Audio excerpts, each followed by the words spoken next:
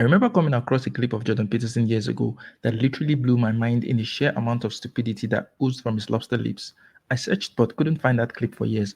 But somehow, recently, the God of Fortune directed YouTube's algorithms to show it to me, and I'm not going to miss this opportunity to do my favorite thing, dunk on Jordan Peterson. The clip I'm going to be covering is from an episode of BBC Question Time, where they get various guests to talk about current affairs.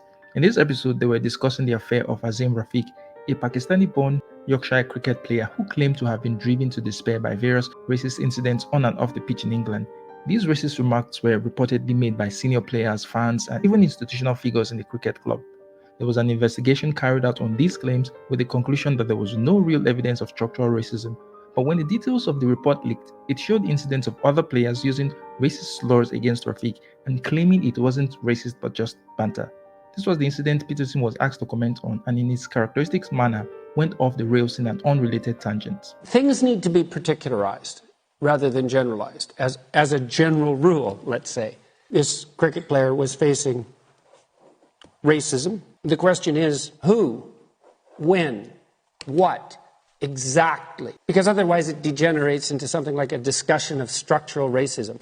And when it becomes abstracted up to that level, first of all, that pits group against group, which I think is entirely counterproductive. And it actually doesn't address the issues. How did Peterson manage to make a general point against the making of general points without his brain exploding from the sheer amount of cognitive dissonance floating around in his head? Peterson does this all the time, where he contradicts himself and he doesn't seem to be aware of it. Peterson complains about abstracting these racist incidents to the level of structural racism, while at the same time abstracting it to the level of group dynamics where groups are pitted against each other.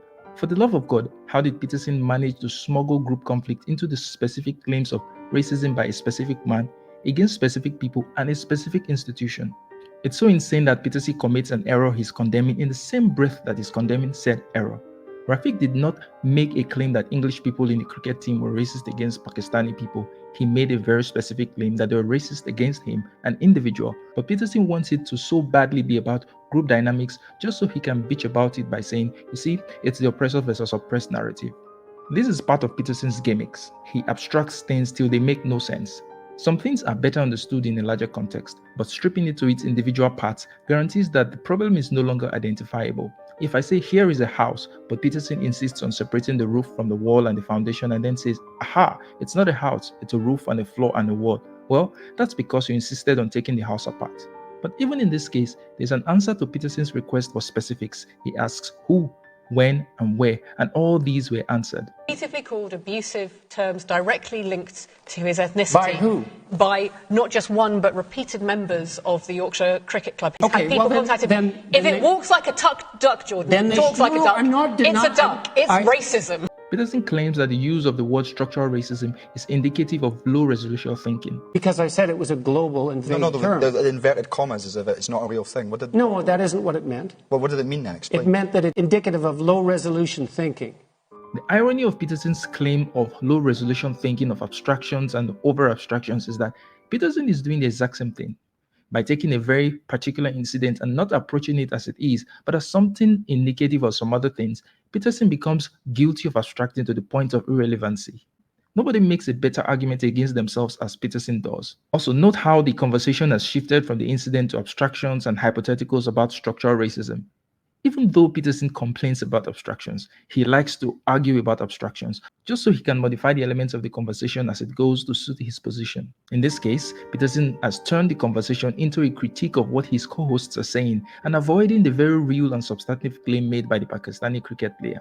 It's like he tries to wear down his opponent with as much garbage as possible, so that they don't get to talk about real issues. But when your eyes become open to the clever tricks of Jordan Peterson, you just can't unsee them. We use all these terms frequently in discussions like this that are containers of undifferentiated content. How is that so? Just because you don't like a word or concept doesn't mean it's made up. Let's explore this idea of structural racism for 1 minute. The idea that an institution cannot be structurally racist because racism is committed by individuals is as insane as saying that the institution does not exist because everything done in the institution is done by individuals. There's nothing stopping us from abstracting to that level of stupidity, if that's where Peterson wants. Do institutions, corporations, bodies, governments exist? How can they exist when things done by any of these are done by individuals? When we talk about the US government, are we talking about a collective, or are we talking specifically about atomized individuals that maintain separate identities from the institution that they are a part of? If an institution ignores or encourages or fails to punish racist behavior by its members, how is that institution not racist? If the leadership of the institution doesn't step in, what's to stop the offending individual from continuing in their offensive behavior? The case of Azim is even more indicting on the club, with the revelation that as far back as 2017, Rafiq complained to the YCCC about racial slurs directed at him, and he formalized these comments in an official complaint in 2018. But an inquiry was not launched until September 2020. If it took an institution years to launch an investigation on claims of racism being directed at one of its members, how is that institution not tacitly supporting racism? Might it be that the leadership of that institution shares similar racist sentiments against Rafiq? That's why they refuse to act for that long? Peterson acts as though humans are not part of a society, as though we all live and exist as individuals. What I asked was exactly who and when, and you just answered that question. So I would say those specific people should be held specifically to account for their actions before any movement up the abstraction hierarchy to a discussion of something like structural racism, which I don't think is helpful. There's a place for individualism, but the very fact that our individual actions can affect society shows that there is a place for the collective, whether it be family or country or a social club. But if you think that's all the nonsense, wait, it gets worse. Peterson places racism in inverted commas as if to suggest that racism doesn't exist. Racism is a global and vague term.